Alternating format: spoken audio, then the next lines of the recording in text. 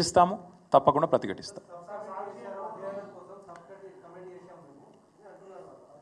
Sub committee 5 ఏళ్ల తర్వాత report ఇస్తుందని మాకున్న సమాచారం. 5 ఏళ్ళు అయిపోయినాక వీళ్ళు దిగిపోయినాక అప్పుడు ఇస్తారు రిపోర్ట్. ఏం సబ్ కమిటీ అయినా నాకు అర్థం కాదు. కొత్తగా కొండను దవ్వి ఎలుకని పడతారు ఎవడన్నా? అసలు ఏం చేసింది సబ్ కమిటీ సంవత్సరం నుంచి ఇప్పటివరకు రూపాయి రైతు భరోసా అయ్యలే. మేము పెట్టిపోయిన 7,500 కోట్లు తర్వాత వీళ్ళు ఒక్కసారి ఇచ్చిండ్రు. ఒక సంవత్సరం మొత్తంలో ₹1 ఇచ్చిందా ఈ ప్రభుత్వం? ఆ రోజు మేము పెట్టిపోయిన పైసలు వీళ్ళు వచ్చినాక వంచిండ్రు తప్ప, అది కూడా దిక్కులేక 3-4 నెలలు వంచిరు. అది కూడా అందరికీ ఇయ్యలే.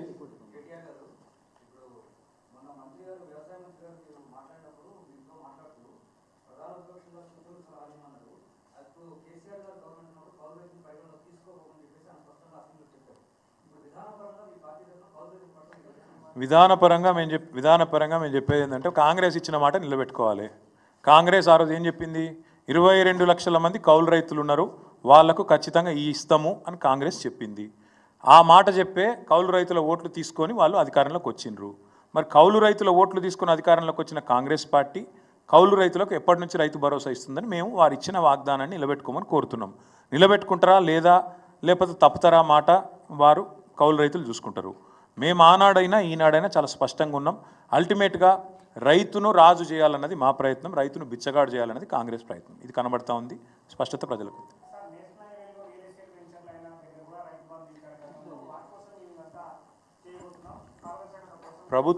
ప్రభుత్వాన్ని నేను స్పష్టంగా ఈ వేదిక ద్వారా అడుగుతున్నా. నేను రైతుల పక్షాన్ని అడుగుతున్నా, మా పార్టీ పక్షాన్ని అడుగుతున్నా.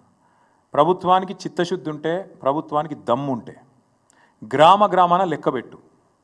80,000 కోట్ల రూపాయలు ఇప్పటివరకు ఏవైతే రైతు బంధుకి ఇచ్చినామో ఏ ఊర్లో ఏ రైతుకు ఎంత పోయింది పెట్టు. నిజంగా రియల్ ఎస్టేట్ ఎక్కడ జరిగింది, ఎక్కడ పైసలు పోయినాయి? నేను అనేది ఒకటే బ్రదర్, ఇవన్నీ పచ్చి జూటా మాటలు, దొంగ మాటలు. నేను అడిగిన అధికారులను ఎక్కడ పోయినా 22,000 కోట్లు మీరు మరీ కథ చేస్తుంటే వాళ్ళు ఏమన్నారు తెలుసా? సార్ ఏం లేదు, మేము లెక్క ఏం తీసుకున్నామంటే సాగు చేసిన వాళ్ళు వానకాలం దాదాపు 1,50,00,000 ఎకరాలు సాగు అవుతుంది. నార్మల్గానే యాసంగికి వచ్చే వరకు దాదాపు 60% 50% అవుతుంది.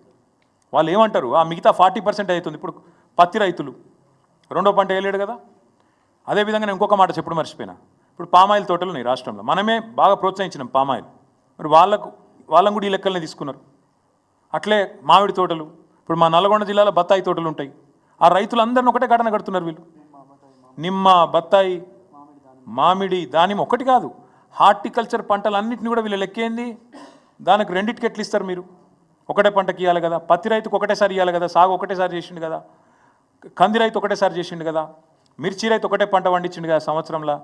4వది చెరుకు రైతు ఒకటే పంట పండించిండు కదా. పోడు రైతులు ఒకటే పంట పండించారు కదా. యాసంగిలో 50-60 లక్షల ఎకరాలు తగ్గింది కదా. అదంతా కూడా ఇళ్ళకు నొక్కుతున్నారు వీళ్ళు. అంటే ఎంత లంగలో దీన్ని బట్టి మీరు అర్థం చేసుకోవచ్చు. వీళ్ళు వాళ్ళ యొక్క నిజాయితీ, వాళ్ళ యొక్క బుద్ధి ఎంత వక్రంగా ఉన్నదో దీన్ని బట్టి మనం అర్థం చేసుకోవచ్చు.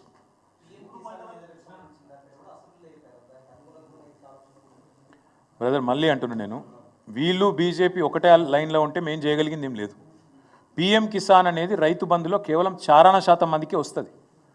రైతు బంధు 70 లక్షల ఎకరాలకు 70 లక్షల మంది రైతులకు వస్తుంటే PM కిసాన్ కేవలం అందులో 25% మందికి మాత్రమే వస్తుంది. మరి వీళ్ళ ఉద్దేశం గదేనా? 75% మందిని కోసేస్తారా?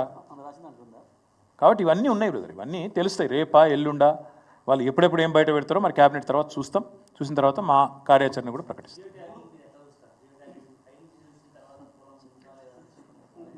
తమ్ముడు నేను ఒక మాట, నేను IT మంత్రిగా పనిచేసినవన్నీ, అంతో ఇంతో టెక్నాలజీ తెలుసు నాకు.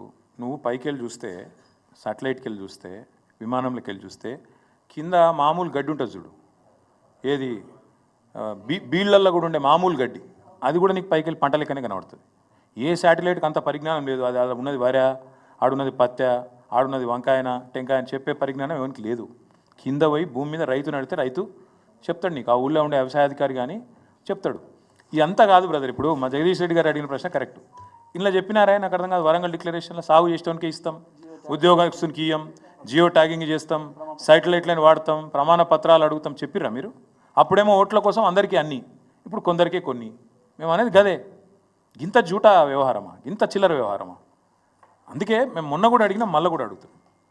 రైతులను బిచ్చగాళ్ళలాగా చూడకండి, రైతులను యాచించేటోళ్ళుగా చిత్రీకరించకండి, రైతులను దొంగలుగా వాళ్ళు పైసలు 22,000 కోట్లు కొట్టేసిండ్రు అని చెప్పి అనవసరంగా చిల్లర ప్రచారం చేయకండి. చేత కాకపోతే మాకు చేతనైతే లేదు, మేము అడ్డగోలు హామీలు ఓట్ల కోసం ఇచ్చినాం, చేతనైతే లేదు క్షమించండి అని కాళ్ళు పట్టుకోండి రైతులు. తప్పేముంది? మోడీ గారు చెప్పలేదు క్షమాపణ సంవత్సరం తర్వాత? గట్ల మీరు కూడా క్షమాపణ చెప్పండి, మాతో అయితే లేదు, మేము బేకారుగాళ్ళం చెప్పండి, ఏమున్నది అలా. Thank you.